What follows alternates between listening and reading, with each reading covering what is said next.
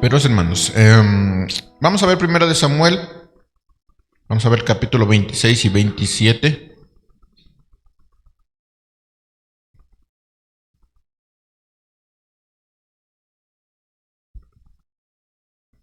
Y he titulado este sermón Un día de perdón en el Señor y el día siguiente alianza con el enemigo.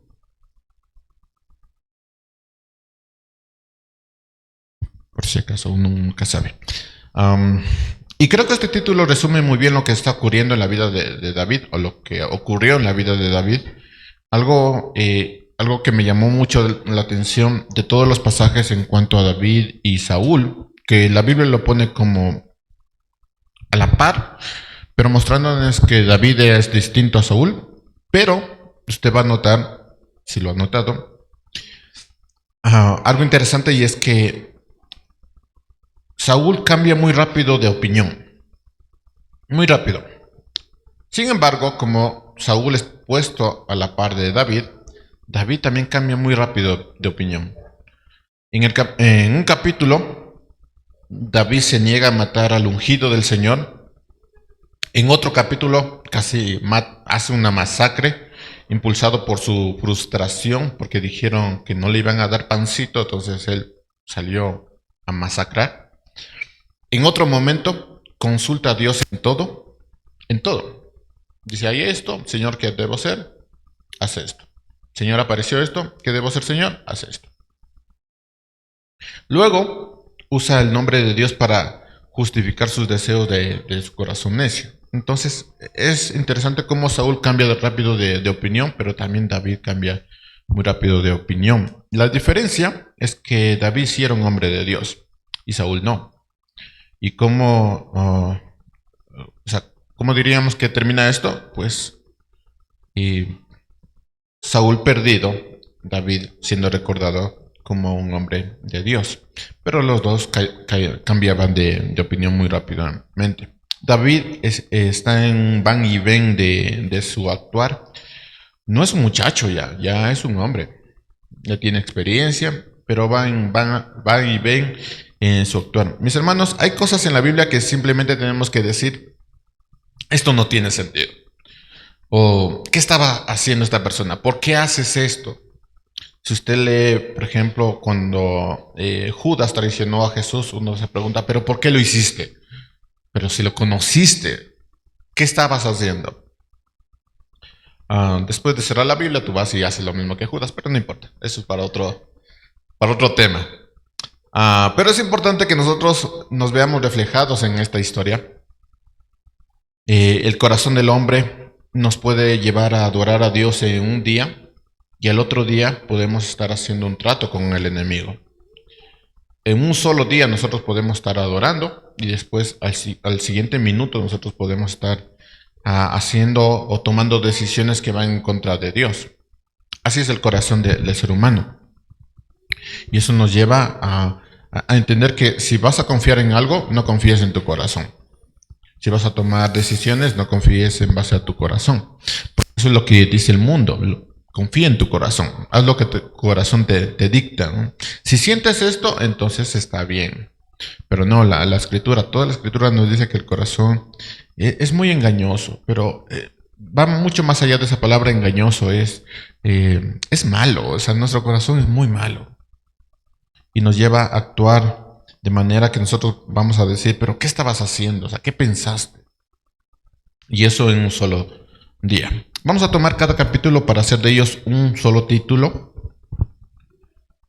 Por lo tanto, vamos a tener dos títulos o dos puntos grandes.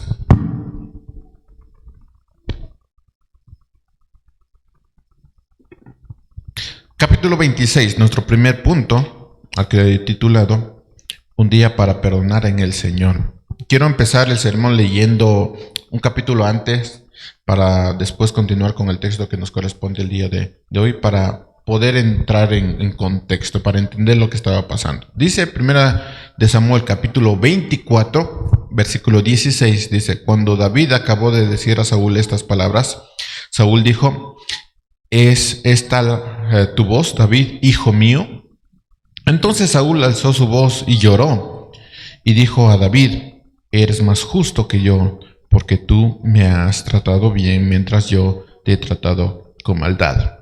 Si tiene estas Biblias que pueden escribir, yo subrayaría: lloró y maldad. Versículo 18. Tú has demostrado hoy que me has hecho bien, ya que el Señor me entregó en tu mano, y sin embargo no me diste muerte. Porque si un hombre halla a su enemigo, ¿lo dejará ir sano y salvo? Que el Señor, por tanto, te recompense con bien por lo que has hecho por mí hoy. Mira, ahora sé que ciertamente serás rey, y esta parte debería estar bien subrayada. Mira, ahora sé que ciertamente serás rey, y que el reino de Israel será establecido en tu mano. Ahora pues, júrame por el Señor, que no cortarás mi descendencia después de mí, y que no borrarás mi nombre de la casa de mi padre. Y David se lo juró a Saúl, y Saúl se fue a su casa, pero David y sus hombres subieron al refugio. Saltándonos un capítulo 26, nos lleva a esto. Entonces vinieron los zifeos a Saúl en Gibea y le dijeron: ¿no estaba David escondido en la colina de Jaquila, que está frente a Jesimón? Se levantó pues Saúl y descendió al desierto de Zif, teniendo consigo 3000 hombres escogidos de Israel, para buscar a David en el desierto de Zif. Entonces, capítulo 24, tenemos a Saúl diciendo: tú vas a ser rey, Israel va a ser establecido en tu mano. Gracias, David, por perdonar mi vida. Ahora el Señor, pues, tendrá que hacer lo que tiene que hacer. Me voy, David, porque me has perdonado la vida y has demostrado bondad frente a la maldad que yo te he hecho. Nos vemos, David, me voy a mi casa. Días después, los chismosos de Zifeos le dicen a Saúl dónde estaba escondido David. Entonces Saúl dice: sigamos con el plan. Versículo 3. Y acampó Saúl en la colina de Aquila, que está frente a Jesimón, junto al camino. Y David permanecía en el desierto. Cuando vio que Saúl venía tras de él al desierto, David envió espías y supo que Saúl en verdad se acercaba. Entonces aquí podemos ver que David sí le creyó, pero después dijo: esto se complicó. Versículo 5. Se levantó David y vino al lugar donde Saúl había acampado, y vio David el lugar donde estaban acostados Saúl y Abner, hijo de Ner, el comandante de su ejército. Saúl dormía en medio del campamento, y el pueblo estaba acampado alrededor de él. Tienen que utilizar un poquito la imaginación. Saúl está rodeado por 3000 hombres, está su comandante, y Saúl duerme en la mitad de todos estos 3000 hombres.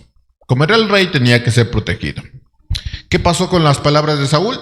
Hermanos, eso es lo que se llama arrepentimiento falso, o un falso arrepentimiento, impulsado por las emociones pasajeras. Digamos que en un sermón, un maravilloso sermón, un día domingo, tú recibes palabra y tú dices: esto me ha conmovido. Y le haces promesas al Señor diciendo: Señor, nunca más. No volveré, Señor. Día siguiente, vuelves a hacer exactamente lo mismo. ¿Cómo se llama eso? Eso es un falso arrepentimiento. ¿Por qué aparece? Por tus emociones. Emociones pasajeras. Ese día creíste que el Señor te topó. Posiblemente sí quiso toparte, pero tú dijiste: ahora sí, ahora es el momento. Día después, sigues con tu vida. Eso es un falso arrepentimiento, y eso es lo que está pasando con Saúl. En un momento conmovido porque David le perdonó la vida, él dijo: sí, tú vas a ser el rey y en tu mano se establecerá Israel. Pero días después vamos a perseguir a David, vamos a matarlo. Un falso arrepentimiento. Versículo 4, capítulo 26, dice: David envió espías y supo que Saúl en verdad se acercaba. Se levantó David y vino al lugar donde Saúl había acampado, y vio David el lugar donde estaba acostado Saúl y Abner, hijo de Ner, el comandante de su ejército. Saúl dormía en medio del campamento y el pueblo estaba acampando alrededor de él. ¿Quién era Abner? Para su información, era el jefe del ejército. Eso lo vimos en 1 de Samuel 14, versículo 50. También es posible, hermanos, que Abner sea el consejero de David. Porque en 1 Samuel capítulo 17, 55, cuando Saúl le pregunta, ¿y quién es este hijo de Isaí? Preguntando por David, Abner le dice, es este. Entonces es como Abner como que estaba al lado del rey Saúl como su consejero. En versículo 6, entonces habló David a Ahimelech, el hitita, y a Abisai, hijo de Sarbia, hermano de Joab, y les preguntó, ¿quién descenderá conmigo donde está Saúl en el campamento? Es decir, solo tú y yo, no todo mi ejército, sino tú y yo. ¿Quién de los dos quiere ir conmigo? Yo descenderé contigo, dijo Abisai. David y Abisai llegaron de noche al campamento. Saúl estaba durmiendo en medio del campamento con una lanza clavada en la tierra en su cabecera, y Abner y la gente estaba acostado alrededor de él. Hay que utilizar la imaginación. Estaba ahí, acostadito, con su lanza favorita, y todos alrededor. Y imagínense como David y Abisai estaban llegando donde estaba él. Entonces Abisai dijo a David, hoy Dios ha entregado a tu enemigo en tu mano. Ahora pues déjame clavarlo en la tierra de un solo golpe. No tendré que darle una segunda vez. Todo esto mientras ellos estaban dormidos y David y Abisai lo estaban viendo. Nuevamente David puede acabar el conflicto de una sola vez. Muerto Saúl, muerto el peligro. Nuevamente alguien le dice, ¿sabes qué? Tienes una buena oportunidad. Aquí lo acabamos todo. Solo un golpecito, déjame dar un golpecito y ya, se acabó. No tiene que ser dos, uno, ahí y ya, se acabó. Parece una buena oportunidad acabar con el problema de una sola vez. Versículo 9. Pero David dijo a Abisai, no lo mates, pues ¿quién puede extender su mano contra el ungido del Señor y quedar sin castigo? Dijo también David, vive el Señor, que ciertamente el Señor lo herirá, o llegará el día en que muera, o descenderá a la batalla y perecerá. No permita el Señor que yo extienda mi mano contra el ungido del Señor, pero ahora te ruego, toma la lanza que está a su cabecera y la vasija de agua y vámonos. David confía en los planes de Dios, confía en la voluntad de Dios. Él está seguro que la batalla es de Dios y no de él. Así que dice, algún día va a estar de viejito, va a fallecer, o algún día va a entrar en batalla, va a fallecer, pero yo no puedo extender mi mano contra el ungido del Señor. Y también David tiene muy claro lo que ofendería a Dios. Corte comercial, anote todos estos detalles, porque David se está presentando como el hombre de Dios. Teme a Dios, sabe lo que ofendería a Dios y no trata de hacer nada si ofende eso a Dios. Aún presentándose la oportunidad de hacerlo, de acabar con todo, David dice, no, esto ofende a Dios, así que no lo voy a hacer. David sabe que interpretar las situaciones como oportunidades es claramente ir contra la voluntad de Dios, que ya lo habíamos hablado en un sermón. Si se te presenta una oportunidad y tú dices, esto es del Señor, el Señor quiere que salga adelante, pues no estás interpretando la voluntad de Dios. No estás consultando, sino interpretando.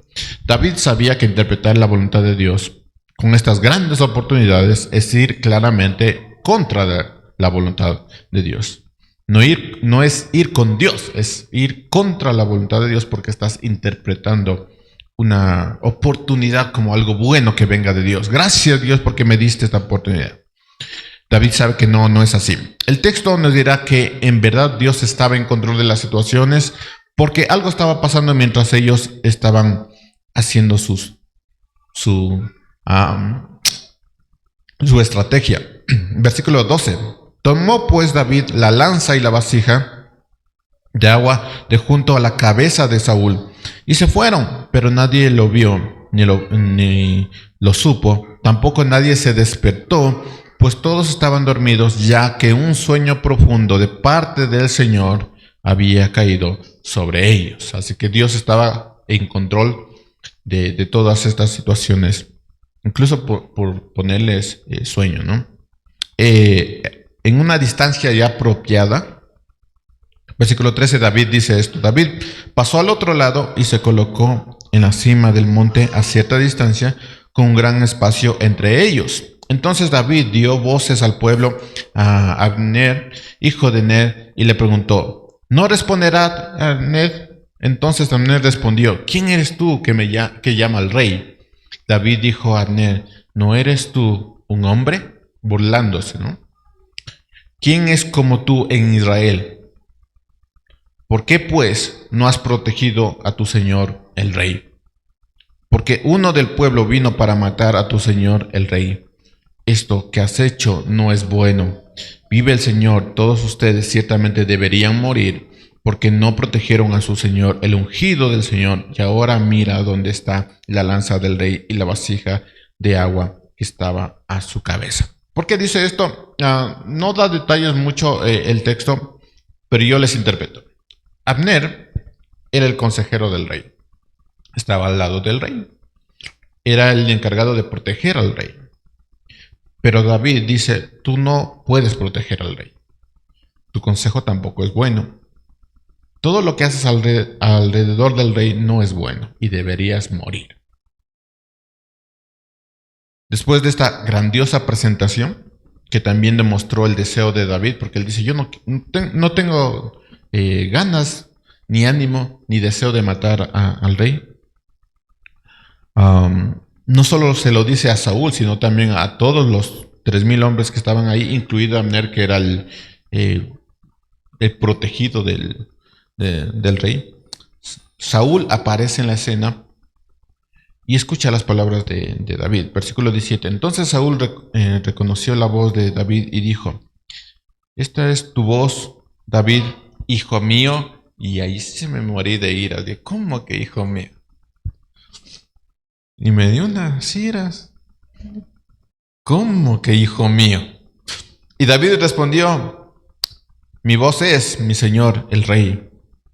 También dijo: ¿por qué por qué persigue mi señor a su siervo? Pues ¿qué he hecho? ¿Qué maldad hay en mi mano? Ahora pues ruego a mi señor el rey que escuche las palabras de su siervo, o sea, el único que quería que él viviera. Si el Señor lo ha movido a usted contra mí, que él acepte una ofrenda.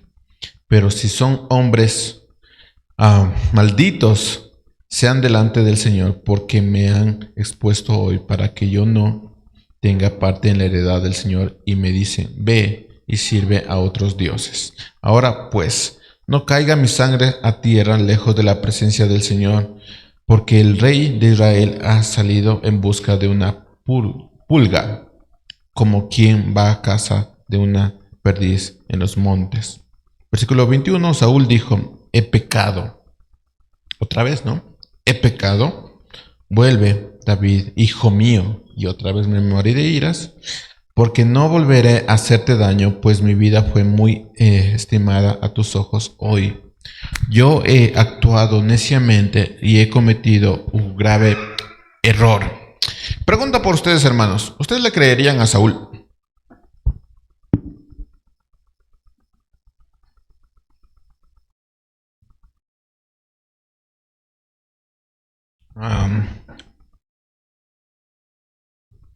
Confesar un pecado no siempre significa un verdadero arrepentimiento. Saúl está confesando 2 veces frente a David su pecado. He cometido un error, no debía hacer esto. Hice maldad, tú hiciste el bien. Así que confesar un pecado no siempre significa un verdadero arrepentimiento. Reconocer un error no implica necesariamente que haya un genuino arrepentimiento. ¿Qué quiere decir esto? Que si tú dices: bueno, he cometido un error, que no existen los errores, ustedes saben. O, mira, confieso mi pecado delante del Señor. Eso de ninguna manera quiere decir que es un verdadero arrepentimiento. En su encuentro con Samuel, si usted se acuerda en el capítulo 15, cuando Samuel le confrontó diciendo, Dios te mandó a hacer esto, pero tú hiciste lo que te dio la gana, Saúl confesó que había cometido un pecado. Él dijo, sí, cometí un pecado. Entonces ya son 3 veces que Saúl dice, cometió un pecado.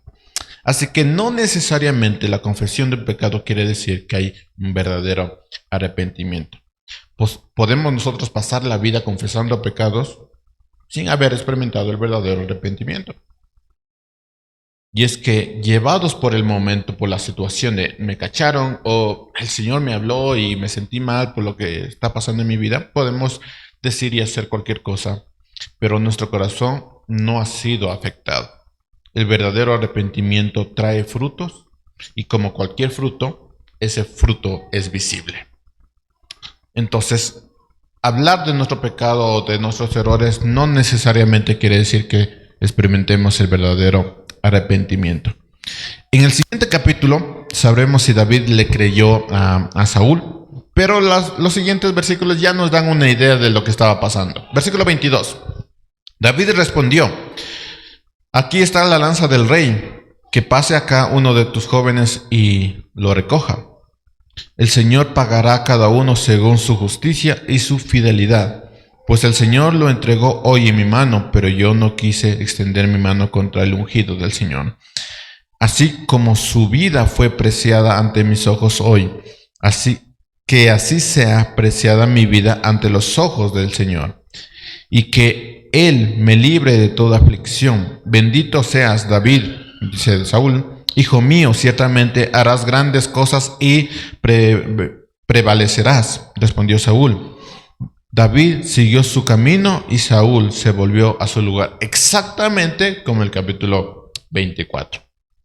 David va a descansar en Dios y dice, bueno, que el Señor juzgue entre tú y yo.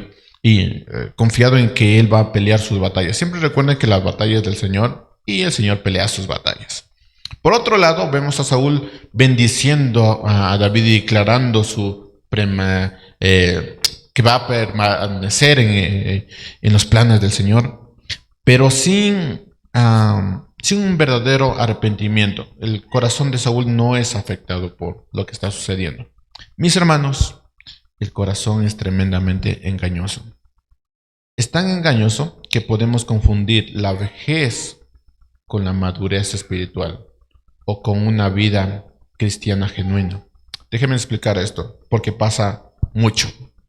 Nosotros podemos llegar a confundir la vejez con arrepentimiento o madurez espiritual. ¿Qué quiere decir esto? Que cuando tú eras joven y tenías todas las oportunidades y hacías esto y aquello y te equivocabas porque eras joven, ya cuando llegas a la vejez dices, no, yo ya no estoy para eso. ¿Qué hace el corazón? Dice, no es que estés viejo, es que has aprendido y eres espiritualmente maduro. Pero la realidad es que no. Ni aprendiste ni eres maduro. Eres más viejo. Y el corazón hace eso. Confunde la vejez, o nos hace confundir la vejez con madurez espiritual. Y la realidad es que no. Hay muchos que no se han arrepentido. Solo han envejecido. Y ese es el corazón. Así de engañoso es. El hecho de que ya no seas tan impulsivo o que tengas más conciencia de tu situación no significa que necesariamente te has arrepentido. Simplemente ya tomas las cosas de manera más prudente por tu vejez, porque ya no estás en la edad de tomar ciertas decisiones, pero es tu vejez, no tu corazón. Porque el corazón nos dice, ya somos espiritualmente maduros. No somos viejos, somos espiritualmente maduros, pero no, confundimos la vejez con madurez. A veces es simplemente, nosotros pasamos los años equivocándonos y llegamos a un punto en nuestra vejez que decimos ya hemos aprendido. Pero no, eso no es arrepentimiento. La vejez no debe confundirse con madurez ni con un verdadero arrepentimiento. El arrepentimiento tiene frutos y como todos frutos, los frutos son visibles. Y eso es el arrepentimiento. La vejez te va a decir, ya no hagas esto porque ya no estás en edad. pero el corazón es tan engañoso que nos dice, que nos confunde y dice, pues, eres ya maduro, te has arrepentido y por eso no haces lo que hacías antes. Pero no. La historia nos lleva a algo que posiblemente nadie se imaginó y sí nos hace decir, ¿pero qué estabas haciendo? Capítulo 27.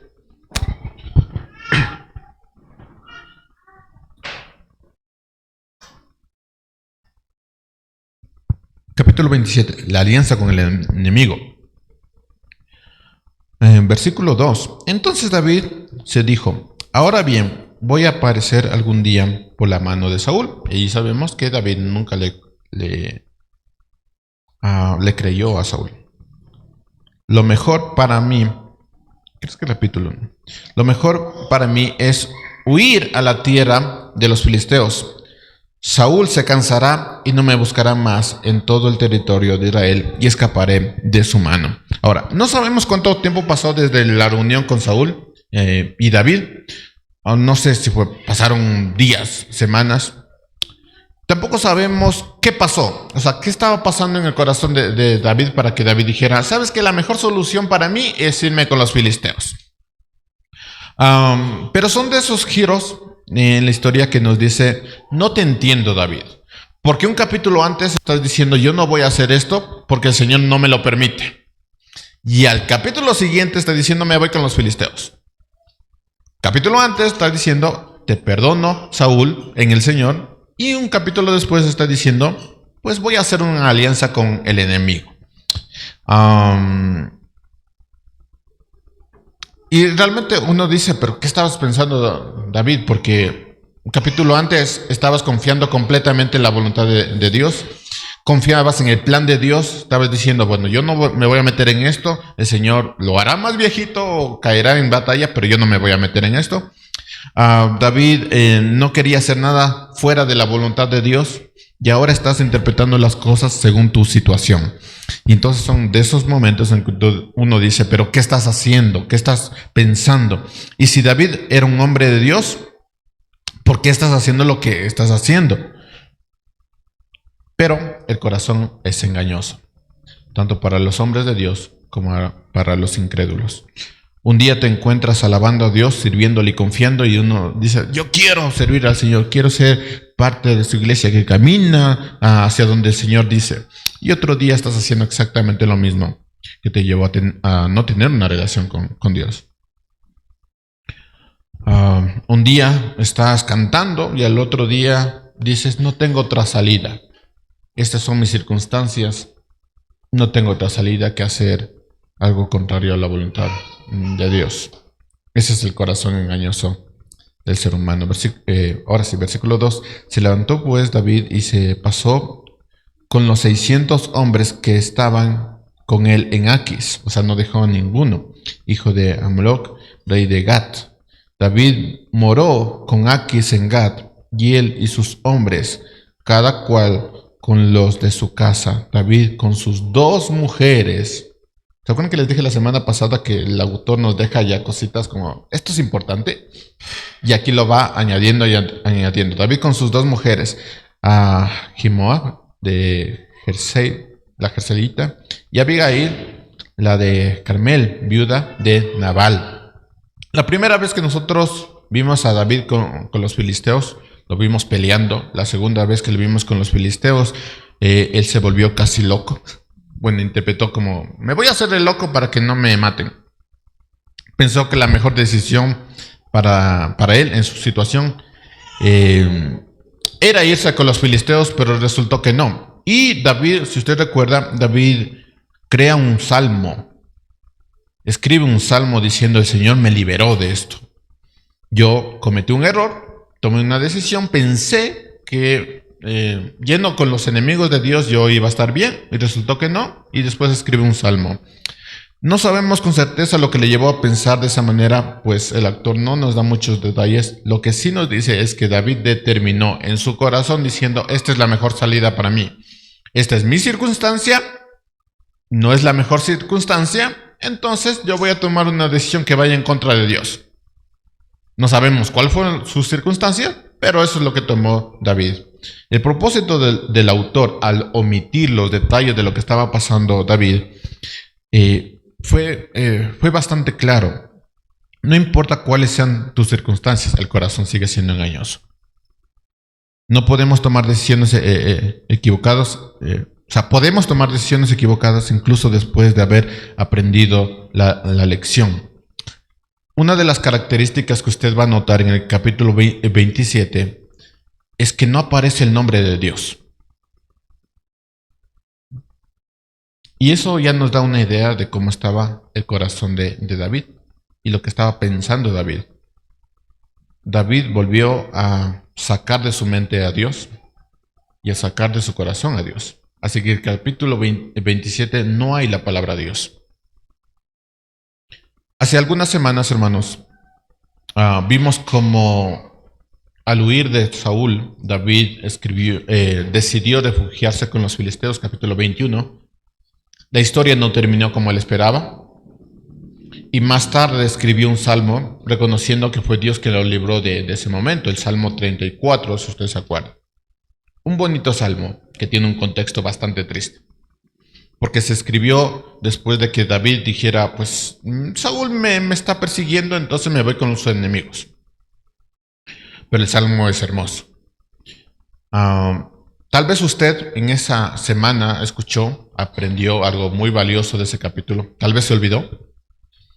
Pero con el pasar de los días, los que aprendieron algo, quizás simplemente continuaron con su vida. Regresaron a su vida y volvieron a hacer exactamente lo mismo. Aprendieron la lección, escucharon la lección, pero volvieron a su misma vida. Por alguna razón, después de haber escuchado el mensaje de David, queriendo interpretar las cosas, diciendo, me voy con los enemigos y voy a hacer un pacto con los enemigos y voy a estar bien, porque mi situación es extrema, y vimos que no era así. Por alguna razón, tú, después de haber aprendido esa lección, después de haber leído eso, dijiste, creo que es buena idea volver a hacer lo mismo. Creo que es buena idea. Aprendí la lección, pero creo que es buena idea volver a hacer lo mismo. Tú podrías decir, ya aprendí la lección, ya escuché la predicación, ya me enseñaron, ya lo vi en otras personas que no es buena idea hacer las cosas fuera de Dios. Tal vez yo ya lo hice, tal vez yo ya lo experimenté y dije, no es buena idea hacer las cosas fuera de Dios, pero por alguna razón, según la circunstancia, dijiste, creo que es buena idea volver a hacer cosas fuera de Dios. Y no es que es un pensamiento al aire, realmente estás convencido de que es buena idea irte en contra de la voluntad de Dios. David dijo, Saúl me persigue, qué buena idea irme con los filisteos. Es buenísima la idea. Y ahí es cuando vuelvo a decir, son de esos capítulos en tu vida que uno dice, pero ¿qué estabas haciendo? Si aprendiste, ya escuchaste, ya lo viste en otras personas que no es buena idea hacer lo mismo, y por alguna razón dijiste, es buena idea, es buena idea. El capítulo inevitablemente habla de las esposas de David y el corazón de David. Y yo me ponía a pensar en el tema de los testimonios de otras personas. Tú ves que no es buena idea poner tu corazón fuera de la voluntad en el área romántica. Lo ves, lo experimentas, lo ves en otra persona y por alguna razón dijiste, es buena idea. Es buena idea hacer exactamente lo que vi que no era bueno. Es buena idea.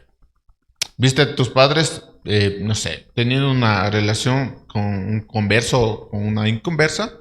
Dijiste, mira, esto no es bueno, las consecuencias son graves y hay cosas que se ven, o sea, los frutos de ahí de la carne se ven.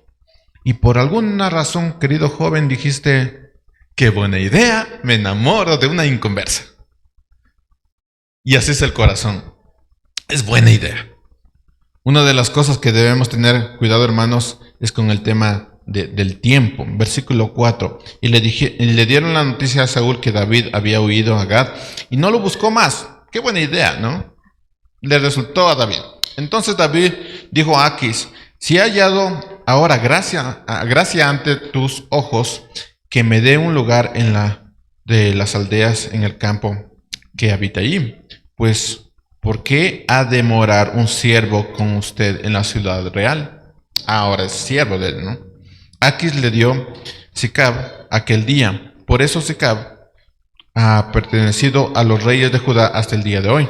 El número de los días que David habitó en el territorio de los filisteos era de 1 año y 4 meses. Entonces, una de las cosas que nosotros tenemos que tener cuidado es con el tema del tiempo. David permaneció 1 año con 4 meses, y en ese tiempo posiblemente dijo David: oigan, creo que hice tomé una buena decisión, porque en este año, 4 meses, me ha resultado bien. Saúl ya no me persigue, las cosas están mejorando, entonces estoy bien. Alguien puede decir: ha pasado años, yo no he tenido ningún problema, he prosperado, he hecho lo que quiero, he tenido lo que he deseado, no he tenido consecuencias. Creo que fue una buena idea hacer las cosas fuera de la voluntad de Dios. Pero David muestra con los frutos de que algo no está bien. Haber tomado decisiones basadas en su propio corazón engañoso sí le quitó muchas cosas. En este tiempo David no está siendo perseguido por Saúl, porque eso fue el detonante para irse con sus enemigos. No está sufriendo, parece que esto ya terminó ahí. Y la historia nos dice que Saúl y David no se van a volver a ver, así que David podría ponerse a pensar: es una buena idea. Pero algo no estaba bien. Uno de esos frutos, el fruto de haber hecho las cosas fuera de la voluntad de Dios, fue en su área matrimonial y su área sentimental. Pónganse a pensar, no sé, una mujer está sola, tiene necesidad y dice: qué buena idea meterme con una persona que no es creyente. Es buena idea. Y te metes con una persona no creyente y pues prosperas, tienes estabilidad y está bien. Lo que te llevó a hacer algo en contra de la voluntad de Dios, pues está funcionando. Pero algo no está bien. Estos frutos de la desobediencia se ven en el área matrimonial y en el área sentimental. Si bien podríamos decir que en ese tiempo se podría tener 2 esposas, sí debemos recordar, hermanos, que David tomó la decisión de tomar 2 esposas sin consultarle a Dios. Lo segundo que vamos a ver aquí es que David tuvo que construir una vida para agradar al enemigo de Dios. Dejó de ser David el siervo de Dios para ser David el siervo de Aquis. Y empezó a servir a esta persona que es enemigo de Dios.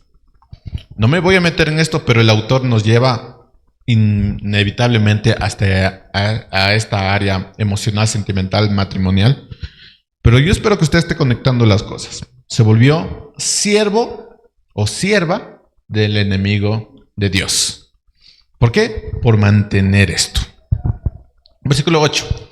David y sus hombres subieron e hicieron incursiones contra los jerusitas y los amalecitas, porque ellos eran los habitantes de la tierra de tiempos antiguos, según Seba Ashur, hasta la tierra de Egipto. David atacaba el territorio y no dejaba con vida a hombre ni mujer, y se llevaba las ovejas, el ganado, los asnos, los camellos y la ropa. Entonces regresaba y veía a Aquis, porque era su reino. Y Aquis le decía: ¿dónde atacaron hoy? ¿Cómo te fue? ¿Cuántas cabezas sacaste?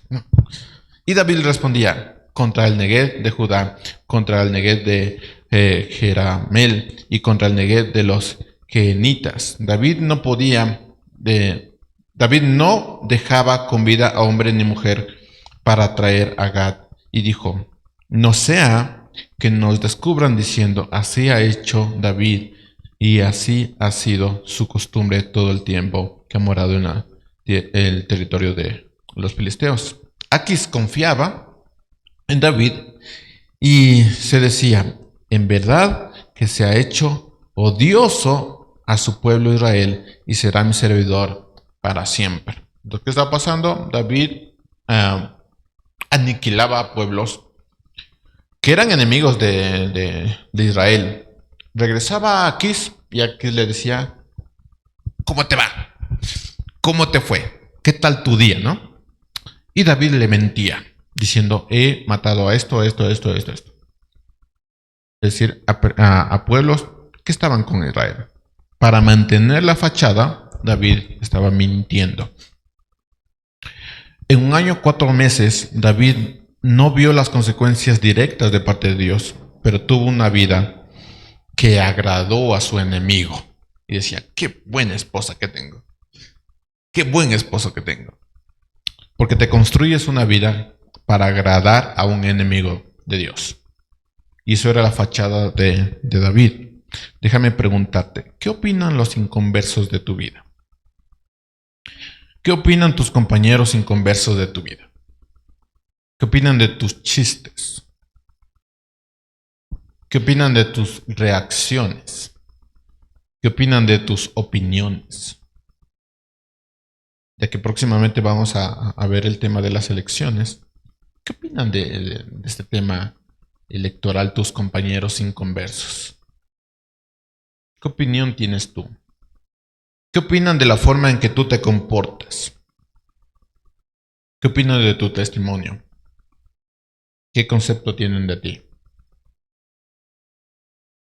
¿No será acaso que en lugar de ser un impacto para estas personas, eres agradable a los ojos de un enemigo de Dios?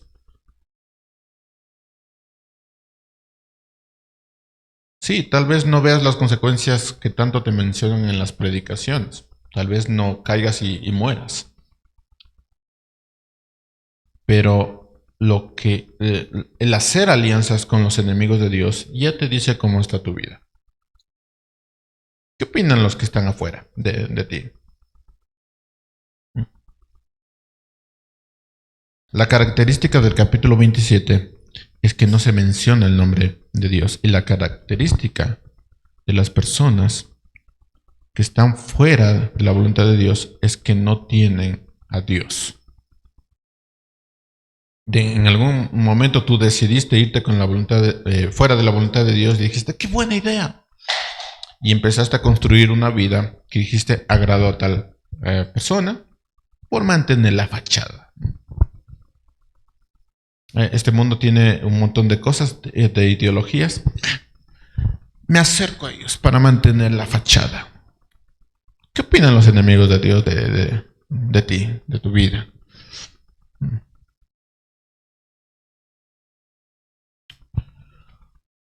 Es lo que estaba pasando con David y me parece interesante cómo cambia de opinión tan rápido. Así de engañoso es nuestro corazón. Y parece que estamos bien y que no vamos a tener consecuencias y que Dios prospere. Que bendito el Señor porque me ha hecho surgir en mi negocio, eh, con mis compañeros, en mi trabajo. Tengo esto, tengo aquello. Y empiezas a construir una vida fuera, dejando afuera el nombre de Dios. Y los inconversos dicen, qué buen trabajador es. Los chistes que se pegan son hermosos. Los comentarios. Antes escuchaba que se decían brujis entre mujeres. ¿Qué tal brujis? ¿Acaso una mujer de Dios hace eso? Y qué chiste por aquí, qué chiste por allá. Y no te preocupes, déjalo. Si no te comprende, déjalo. ¿Qué opinan los inconversos de ti, de tus comentarios, de tus chistes, de la forma que tú te comportas? ¿Qué opinan? Capaz estás viviendo como David, en medio de los enemigos, siendo parte de los enemigos y teniendo una vida que agrade a estos enemigos. Y por eso te comportas como, qué cool, ¿no? Porque no quieres que te digan nada. Y permanecer en esta vida. Una de las cosas que comencé diciendo en este sermón es que si bien Saúl y David son puestos a la par y que los dos van a cambiar de opinión porque su corazón es engañoso, lo mismo que nosotros, la diferencia está en que David sí era un hombre de Dios. Saúl no. Así que sí te debo preguntar si eres una mujer, un hombre de Dios. Porque el corazón es engañoso y tenemos que luchar con eso. Pero hay una gran diferencia.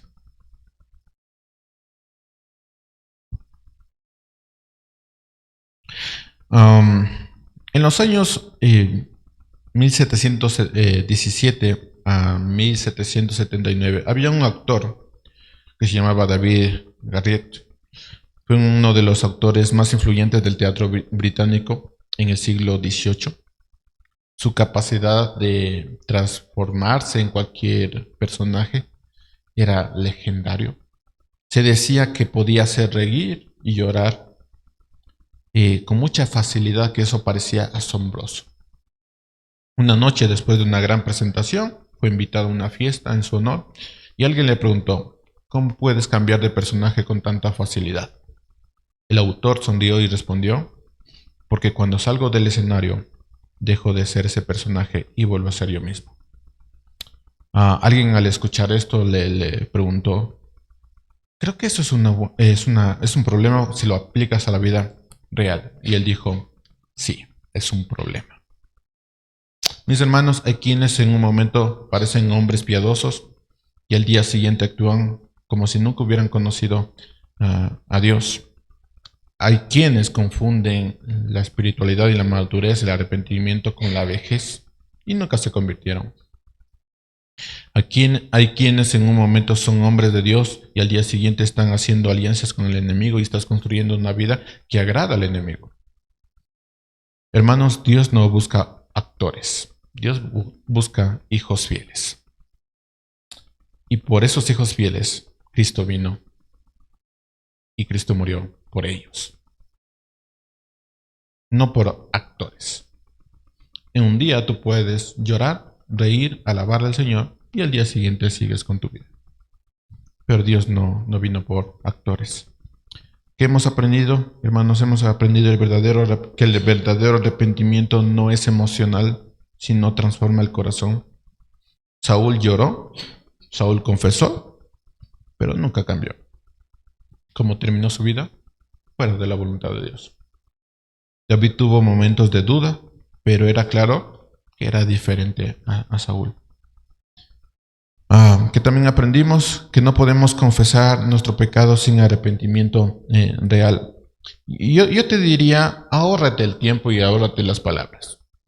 Si no hay una transformación, si no hay un verdadero arrepentimiento, tranquilo, no te arrepientas.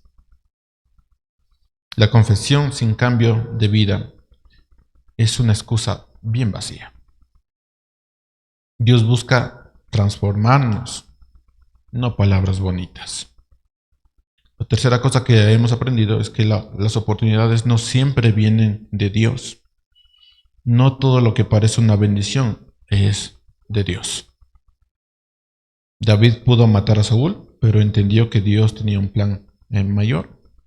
Pero en otras ocasiones él también interpretó como una bendición algo que no era bueno. Y nosotros también podemos interpretar algo que no es bueno como una bendición. Cuarto, que hemos aprendido, la inconstancia espiritual nos hace vulnerables. Un día David confiaba en Dios, al otro día buscaba su propio refugio en tierras enemigas. Muchas veces nosotros, hermanos, estamos en una iglesia adorando a Dios y en pocas horas estamos cediendo a nuestros deseos. Un día hablamos de Dios y otro día digo, sí, hijo, sí, hija, haz esto, te lo permito. Vive y sé feliz. Enamórate. Haz lo que tu corazón diga. Y el domingo adorando a Dios. El corazón es muy engañoso. Así que te pregunto, ¿cómo está tu vida? ¿Eres como Saúl, lleno de emociones, pero sin un cambio real? ¿O como David, que aunque tropieza siempre va a volver a Dios? ¿Cómo está tu vida? En un momento de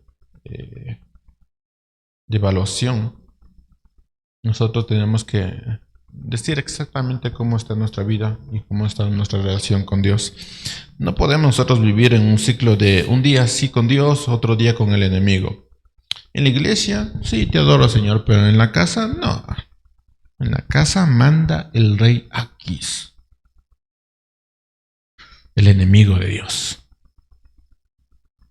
Y voy a hacer todo lo posible para agradar a este rey. Pero en la iglesia sí. Así que es momento de evaluar nuestro caminar con Dios. Nunca me cansaré de decir esto, hermanos, pero un día vas a estar delante del Señor y vas a tener que rendir cuenta. Y ahí ya no hay momento para decir, pues es que yo pensé que sí me había arrepentido. No puedes hacer eso. Hoy ese día, hoy puede ser ese día para decidir a quién, en quién realmente confiamos y en quién vamos a poner en nuestra vida. Pero los frutos son visibles y todo fruto y lleva algo, haz un cambio.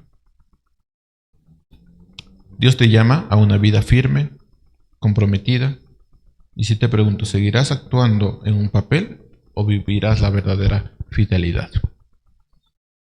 Hay decisiones que tomar y todo viene del verdadero arrepentimiento. Cuando vivimos para Cristo, Cristo vive por nosotros y eso lo cambia todo.